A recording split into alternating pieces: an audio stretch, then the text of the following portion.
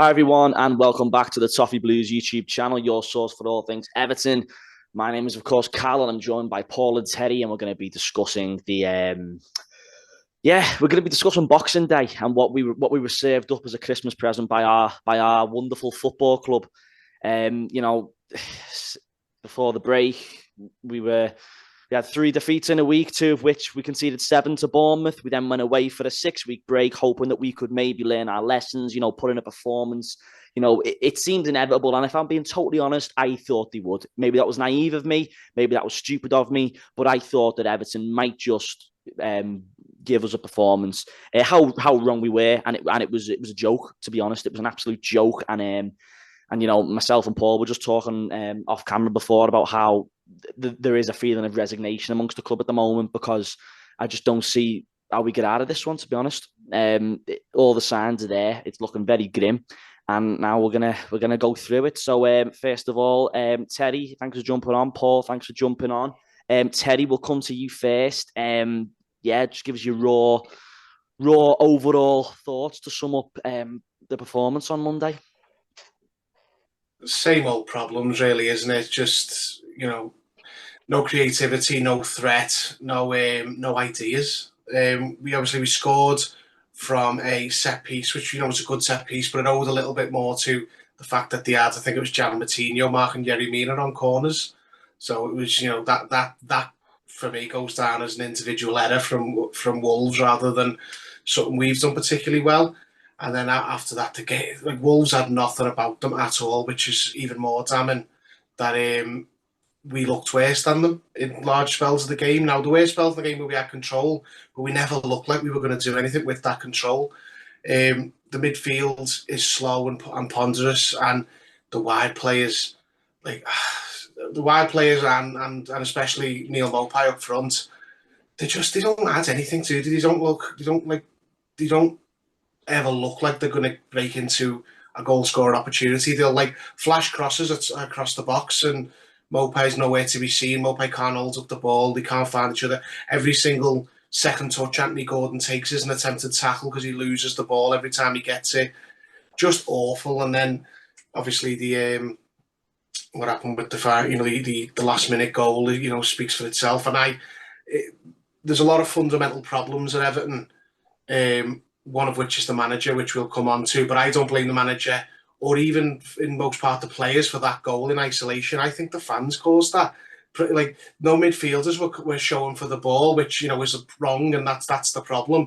But the fact that there was nothing on and the fans are going berserk, shunt the ball up the pitch, and then leaves us exposed on the counter, and then they score. We've lost what would have been a point into a soul-sucking last-minute defeat, and it's just everything. They've had 6 weeks off and they don't look any better for it. So I don't know whether it's the only thing that can change now is if changes are made, because this is not a sudden thing. This is a trend. If you look at Frank Lampard's Everton team performances over the long term, we're operating at about this level, at about 16th, 17th in the league. So I'm not surprised, and it was just another example of that. We didn't come back from the World Cup break any better than we left it.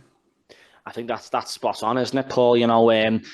Terry touched on there. We got an early goal from a set piece from a corner, and that's something Everton just don't do. So any normal able side at home to bottom of the league getting an early goal, you'd think would be able to kick on from that and take advantage and go on for a comfortable victory against bottom of the table. But in true Everton fashion, it just wasn't to be. Terry reeled off some names there about some lackluster players, and that's putting it quite kindly in that side. You think the midfield, the wide players especially, a centre forward who offers absolutely nothing. Paul, take it away. What was your sort of take on it? The main thing I saw, and I wouldn't say I learned it because we've known it for years now, there is just absolutely no personality to this squad at all. They were trying to kid us on in the early weeks of the season that they did, have personality, and that there was like a kind of healthy dynamic in the changing room where they say, oh, Tarkowski and Cody were like the dads of the dressing room, and Iwobi was like the sort of free spirit, and Gordon was the kid who everyone who's everyone's little brother. they tried to have everyone on in the early weeks of the season to try and sort of encourage fans to kind of get behind this rebuild, as they were trying to call it. There's nothing about this side at all. I don't know what they do on a training ground because, as you said, they've gone away for 6 weeks, went and had a nice suntan in Australia. I know they went over to Australia for commercial reasons, really, but I don't know what they've been working on in the time they were over there and the time that they've been not playing Premier League football, because the coaching is absolutely appalling, and it shouldn't be, considering the backroom staff Lampard's got with him, in Paul Clement and even the likes of Ashley Cole, who's been there and done it. Everything as a footballer, has seen it all. Clement, who's been in relegation dogfights before and survived, or been at the other end of the football pyramid where he's experienced success as a number 2. Lampard, likewise, like Cole, has done everything there is to do in the game, understands how to get through difficult moments. I don't know what they teach these footballers, because they're either not teaching them anything or not getting through to them. And for me, that result was the straw that broke the camel's back. Now, I said when we were last on, when we did a preview of Owen before the Bournemouth game, the Bournemouth League game after the Cup shellacking, saying something had to change very, very quickly. We needed to see a response, and we've got absolutely nothing. And I said, if nothing changed after that Bournemouth result in the Cup, which it didn't, and it's further evidence now, 6 weeks later, another bad result, it's still not changed, then I've run out of patience now. I think the decisions need to be made. It's not all the manager's fault. This has been going on for years.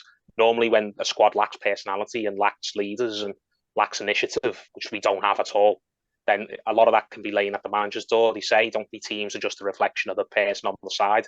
But I put some of the blame on Lampard, and I put some of the blame just on certain individual players who I don't think are given their all. And I put a lot of the blame, probably most of it, just on the culture at the club. The culture at the club is rotten. And it doesn't matter what players we buy, really, or what manager comes in, or what director of football you want to try and bring in to implement certain changes or whatever. Nothing's going to change until the culture changes, and the culture won't change until the ball's cleared out. But I'll touch just back on the point about the goal. Terry said that the fans should take responsibility for that. I don't agree, personally. I mean, I was in the ground, and I know Evertonians are very quick to jump on people, and we can get wound up by things we shouldn't get wound up by usually. But I'm sorry, I'm not having the fans blamed for that. That was the reason we lost that game, was he put a stupid ball forward that was never on. Now, we were passing it round. I think Tarkowski and Ben Godfrey, I think, had about 10 passes between them in the lead up to that long ball, and that's why fans kind of lost their heads and started shouting at them and urging them to go forwards. A point did hardly anything for us. A draw in that game yesterday was not a good result. It wasn't like you can say, oh my God, just hang on to this result. It's not that bad. A point did nothing. That was a must-win game. I'd rather lose a game going for the win in a game we have to win than just being all meek and surrendering and not even trying. As frustrating as that was yesterday, as it was to get sucker punched like that, that was a game we had to win, and the players were showing no desire to win it. And the reason that they stayed up last season was because of the supporters. The supporters willed everyone through that, through passion. And the supporters, if we're going to survive this season, will be the ones who get us out of it again. The ones who say to these players, show some bottle and some backbone and go forwards and try and fight for your futures. Because if you aren't going to fight for it, we'll push you into fight for it as best we can. So I know the fans we're frustrated. I know fans can sometimes have a go at people who don't deserve it, or can get a bit over emotional. But the reason we lost that game was because the players weren't good enough. The players didn't want to win it enough, and the players didn't want to avoid losing it enough, because when they were breaking away, I saw none of our defenders or midfielders busting the gut to get back and stop it. Decore had been on the pitch 10 minutes and he didn't even bother to track back. None of them at all. So I'm not having the fans blamed for that. And even if you did want to blame the fans, if you disagree with me and you'd agree with Terry and think, no, the fans were out of order there, at the end of the day, if you're a professional footballer and you're losing your head and panicking just because some fans are booing and getting hostile at you, then you don't belong in the Premier League. I'm sorry, if James Tarkowski just lost his head completely thinking, oh, the fans are having a go at me, what do I do? I don't really want to knock it forward, but I guess I'll have to, because the fans are getting really, really nasty. You're a professional footballer, mate. You should know better than the fans. If you don't, all you should do, if you don't want to take the risk, then don't take the risk, and then come out afterwards and just be level with the fans and say, I know the fans were frustrated there, but the reason we didn't go for the win was because I saw nothing on, and I didn't want to risk throwing away what we had. And I just couldn't take the risk. I think if he'd have come out, if that would have happened, if he'd have not put that long ball forward and we'd have just drawn that game 1-1 and they'd have got booed off because it's not a good result, like I said, and he'd have come out afterwards, or somebody, Lampard, and said, right, I know the fans were a bit frustrated at the end, but that's why we didn't push for it, because we couldn't take the risk. I think fans would have got over it, or at least have swallowed it a lot easier than what's happened. So if you're just losing your head because fans are getting nasty, then, oh my God, go somewhere else. Imagine you were played at a club where you actually have to be good in order to be liked. Evertonians will cheer for someone as long as you run around and look bothered. Imagine you actually went to a club like Liverpool or City or Arsenal or countless other clubs where you actually have to win games of football and look good as you do it before the fans will give you any sort of support or give you a break. Half these supporters wouldn't last. Half these players who were losing their heads just because some fans are getting nasty and shrugging and getting anxiety and letting the anxiety come on top of them. Half these players wouldn't survive in the real world if they had to focus on real life pressure, if they had to deal with real life pressures that all these supporters having to go on. So that's what I say. The culture's rotten at the club. It won't change no matter what managers or players you get. But in regards to the Wolves results, I don't blame the fans for what happened there. I blame the players for not having the ball. You know, you used the word bottle there, and I think you're right. I do agree. I think a lot of the frustration comes down to the fact that we have had such a long period off, and you know, going into that break, we were really bad then, and there just seems to be, after the time off, there just seems to be no sign of improvement or any kind of desire. And you know, if you're Everton and you're at home to bottom of the league on Boxing Day, you know, you expect Everton to go and win the game. And of course, you know, we touched on it earlier in the video, how Wolves weren't exactly on top of us, weren't exactly playing great stuff. We weren't really getting battered by any means. So I think there was a reasonable expectation for the fans to want Everton to go for this result, because as you said, Paul, exactly, we needed it. Yeah. I don't want to it. sound entitled, like, oh, you need to be going for games and winning, and I don't want to make it sound like we're like Real Madrid supporters, where if we're not winning 3-0, we're booing. But as Terry touched on it himself, there was no desire after that first goal to kick on and put them away. And when they were there for the taking, we did the exact same thing against United. We got an early goal. We showed no initiative. We showed no backbone. We showed no confidence in ourselves. We just sat back, let them take control of the game, and just let the game come to us. You don't do that when you're on the front foot at Goodison in a must-win game. If you can get a lucky break early and get a goal, then go full throttle. And if it doesn't work out and you end up on the losing end, then everyone just has to lose together. You win together as a team, you lose together as a team and as a fan base. At the moment, it feels like the team are losing for their own, and the manager's losing, and the fans are copping most of the blame when it's not the fans' fault. That's my feeling anyway. So Terry, obviously, you've heard what Paul's just had to say there, and you know, we know that it was a game, and we've touched on it multiple times now, that it was a game Everton really needed to win. Fortunately, if we're going to take any kind of silver linings, that a lot of teams around us ended up getting beat as well.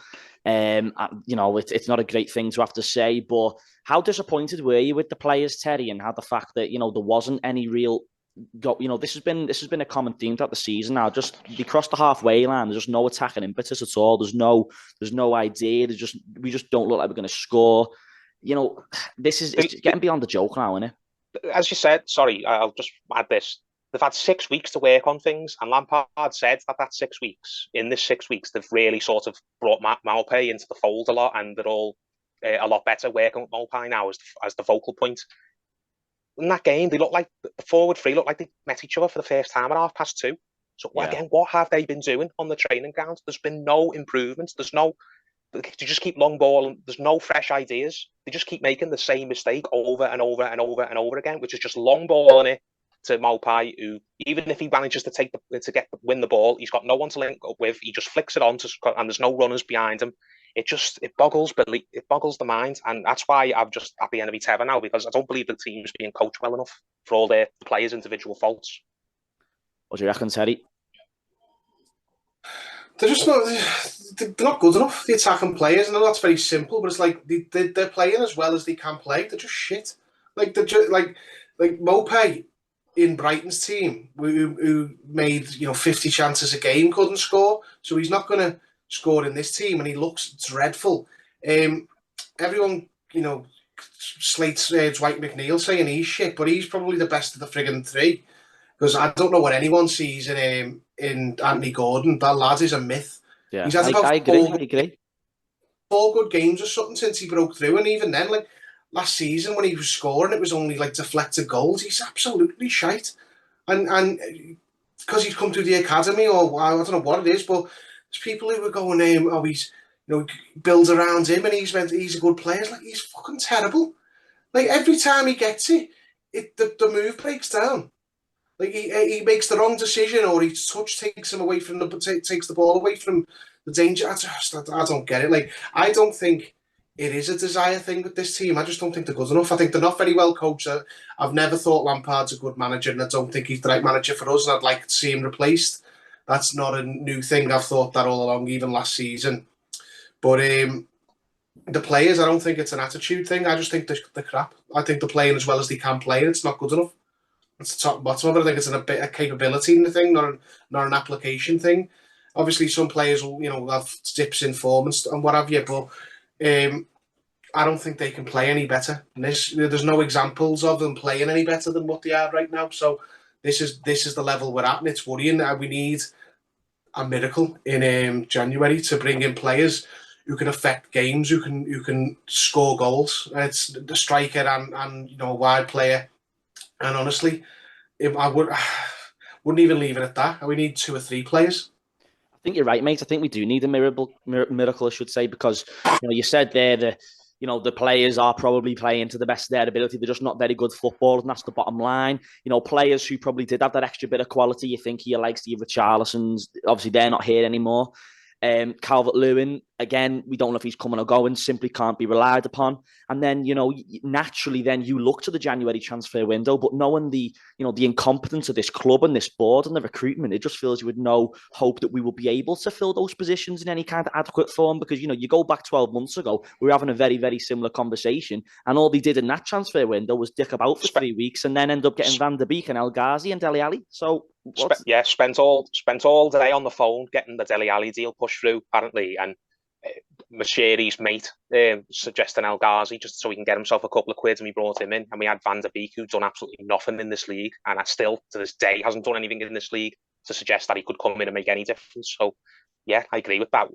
Even if there's players out there who could come in and be the difference makers, I don't trust our people, our board, whoever it is who makes the transfer decisions, to go out and get them. They're going to just go out and get more dross for us. Well, that's in an ideal world, we lumber us with more crap. We need a Jelavic-esque signing. Someone, I'm not going to say we need a player like Jelavic, but a player who's going to come in with a similar sort of impact where it was just instant and got goals. That's what we need. But are we going to find that? I don't think we are, based on if history's going to repeat itself with this board and transfer windows. It's not looking that way, is it, Terry? No, I mean, the players we're linked with at the minute, I can't say his name, the Swedish forward from Coventry. Oh yeah, Coventry, yeah. Sorry, Victor something. Yeah, I know what you mean. Yeah, I'll learn it if we sign him. But Anthony Elanga from Man United. I mean, these are okay players, but I don't think they make the difference required. We need a target forwards. It was absolutely. Are we still in for that guy at Blackburn? Diaz, isn't he out of contract soon? I don't know if we have. He's been linked as well, but I don't know if we ever actually were in for him. But we've honestly we've I've lost my train of thought now, Paul. Oh, sorry. Yeah, we've got 2 loans available to us, which I think we're going to have to use, one abroad and one Premier League. I hope we don't waste the Premier League one on Anthony Elanga. I don't even think he's a bad player, but it's not the one who's not going to get you out of relegation fight, is he? He's going to be going back to Man United at the end of the year. Yeah, and all I know is that he plays for Man United, and I could probably describe what he looks like, but I won't. Where does he even play? He's a winger. He's a left winger. He's a left wide player, and he's hard working, but I don't think he's like creates loads of chances or whatever. And whether he'd fit in our team with vast dipping quality from Man United. Has he had a sniff under Ten Hag or Solskjaer before that? He did under He did under Rangnick. Had a bit of a purple patch under Rangnick, and that was about it. He plays a lot under Rangnick. But we need a focal point forward. I don't know who that can be, but absolute lunacy to go into the season and just go, right, we've sold Richarlison, we're not going to replace him properly, but we'll just use Calvert-Lewin for all of our goals, who's been crocked for 12 months. Like, that's ridiculous. Like, the top clubs can take risks like that because they're not in any danger of getting relegated. We were stayed up with a few games to go last season, and we were going to pin in all our goals on a crocked player. I love Calvert-Lewin.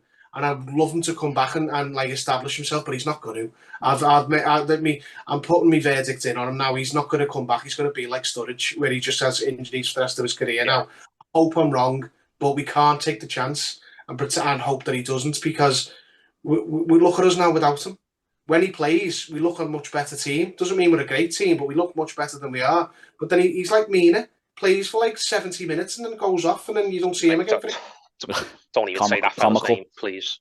He's another joke. I mean, I like him a lot, and he's a very good player. But it's like, why are we even playing him at this point? It's like I did like him, but do you know what I mean? I'd be a good player if I played once a season as well. I believe he's one of those players who just hasn't got the ball.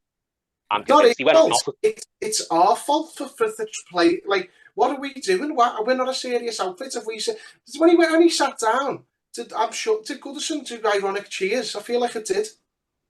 Yeah. I joined in. There was by me. There was by me. Yeah. No one touches the fella. He goes down for. Oh my God! It's so frustrating to have any patience with him, because these are not impact injuries. He just pulls up innocuously for no reason and then walks off the pitch. It's not like he's getting helped off or stretched off. I'm not a doctor. I'm sure he probably is feeling pain in there. But at what point are you just wasting everyone's time? If it's a mental thing with him, I'm convinced it is, because apparently he went off with cramp for here and now, so it's not even a serious problem. If he went off with cramp on 70 minutes, then I'm Jesus Christ, what does he do fitness-wise? It might be that I've got no patience for him. He didn't seem to want to come off, but I think the medical team were like, well, you're coming off anyway because we're not chancing it, because that makes me think we're going to play 3 at the back against City. It'd be Cozy, Tarkowski and Mina. I just feel like... He's a joke. If I was throwing in sickies at work as often as he goes off the pitch, then I wouldn't be in a job. It's that simple. I just think we can all see what's coming down the line with this club. I think we'll give Lampard the transfer window rather than a new manager and Lampard will have the transfer window, and then his things still won't improve, and then we'll replace him anyway. And then things might uptick depending on who we get. Well, this is it. It's another defeat, isn't it? You know, it's really not looking good now. You know, we tried to take the positives going into the game. You know, we tried to say, oh yeah, it's a blank canvas. We all reset. We can go in. We start again. It's essentially the start of the season again, and we've been served up the same shite, if not worse. And that's just really, really worrying, because you just don't see where the change is going to come from. And we all know the next fixture, which, you know, it's pointless. We'll do a preview, but it's pointless even talking about, because we all know what's going to happen there. So that's another loss. So, you know, and then you're looking against games at Brighton. I think Brighton are a far, far superior side than Everton. And I fully expect them to you know, we'd be lucky to get a point, because they're just such a far superior side, as I say. And then you look at Southampton further down the line. It's like, you know, maybe 3 points, maybe a point. And then after that, you're going into a really difficult run. Game. Brighton will come and have a cup of tea in the middle of the pitch and still beat us. And Southampton will come down to purely which set of players wants it more. Honestly, that's what that will come down to. Well, there you go. It's not looking very good. We've got a lot to get through, so we'll leave that one there for the match preview. Of course, leave your comments. What did you think of the game? Obviously, it's not looking very good going forward now. You know, I don't know. We're going into the new year now, aren't we? And it's almost like we're in. This time last year, felt like it couldn't get any worse under Rafa, but right now, I struggle to think. Like it's pretty much the same, if not worse, which is just crazy to think how it's got this bad this quickly. Yeah, so we'll leave it there for the match reaction for Wolves. Thanks for watching. Leave us a like, subscribe if you haven't done so already. Big thanks to Paul and Terry for giving their thoughts, and we'll see you next time on the Toffee Blues.